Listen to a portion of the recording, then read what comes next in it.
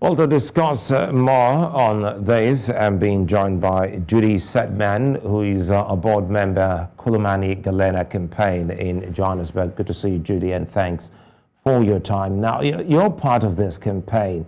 Help us, if you will, make sense of what the government is saying for not keeping to their promise to these people. Actually, well, first, thanks for having me, and I'm glad that this is getting some understanding, because this issue is really a very long-standing one. It has been 20 years since the TRC closed down. Our government has been saying that they feel they have actually done as much as they feel they're obliged to do for victims of apartheid human rights violations. The measures they put in place were financially about a quarter of what the TRC actually recommended.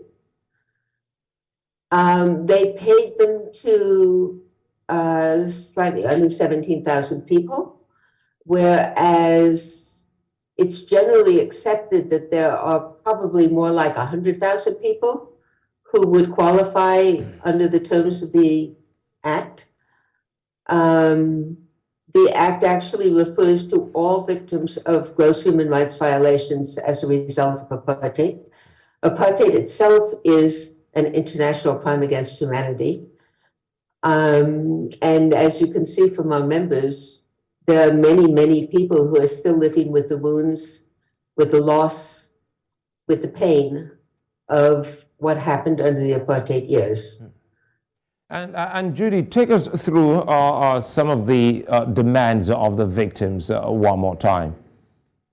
Okay, so the TRC agreed, and government in principle agreed, that they would pay out cash reparation to each individual who is identified as a victim under the Act, that they would provide education benefits to that person, to their spouses, to their children, and to their grandchildren, that they would provide medical benefits, and this is especially for people who have, as I say, bullet wounds, and particularly there was a very nasty form of tear gas which left a lot of people with breathing problems, from torture, all of those things. And also they would provide housing for people whose houses were destroyed. They would also look at doing community reparations for the border communities once those individual payments had been made. In fact, 20 years later, they have paid out the 30,000 rands to under 17,000 people.